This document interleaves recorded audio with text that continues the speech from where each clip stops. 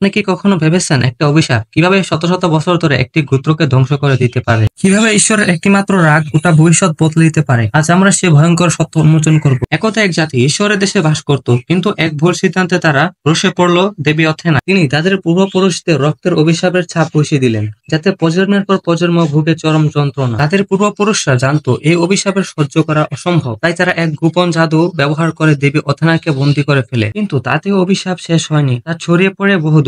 অবশেষে এক সাহসী যুবক আবিষ্কার করে যে দেবী যখন শক্তি টেনে নেয় তখন এক মুহূর্তের জন্য দুর্বল হয়। সেই মুহূর্তেই সে আঘাত হানে এবং দেবী পরাজিত হয়। কিন্তু দেবী পরাজিত হয়েও এক কথায় সবাইকে স্তব্ধ করে দেয়, ঈশ্বরের শাস্তি চিরকালীন, তা কখনো শেষ হবে না। সে জানতো তারপর লুনাকে বাঁচাতে তাকে কিছু একটা করতে হবে। সে দেবীর শিকল ছিঁড়ে দেয় এবং নিজের প্রাণের পরোয়া না করে বেরিয়ে পড়ে অভিশাপের শেষ খুঁজতে। দেবী তার সাহস থেকে স্তব্ধ হয়ে যায়। সে নিজের বাকি থাকা সামান্য শক্তিকে আশীর্বাদে রূপ দেয়, যেটা অভিশাপের ব্যথা থেকে মুক্তি দিতে পারে। কিন্তু তখনই বেরিয়ে আসে আসল শত্রু, দীর্ঘদিন ছদ্মবেশে থাকা। সে তার কাছ থেকে আশীর্বাদ ছিনিয়ে নেয়। জ্যাং কিছুই করতে পারে না, কিন্তু লোনার জন্য সে ফিরে আসে যুদ্ধ করতে। যুদ্ধ শুরু হয়, জ্যাং মারাত্মক আহত হয়, লোনাও অসহায়। তখনই জ্যাং নিজের অন্তরের ঘৃণিত শক্তি অনুভব জয় গ্রহণ করে, যার মানে সে নিজের সমস্ত অনুভূতি হারাবে, লোনার সঙ্গে সম্পর্ক। তবু সে রাজি হয়, কারণ সে জানে লোনাকে বাঁচানোই সব থেকে বড় সত্য। শেষ দৃশ্যে জ্যাং বলে, আমি প্রতিজ্ঞা রেখেছি, তুমি বাঁচো লোনা। দূরে সূর্য অস্ত যাচ্ছে আর দেবী অথেনায় কণ্ঠস্বর শোনা যায়, তুমি ছিলে সবার থেকে আলাদা। এটাই ছিল সেই ভয়ানক অভিশাপের গল্প।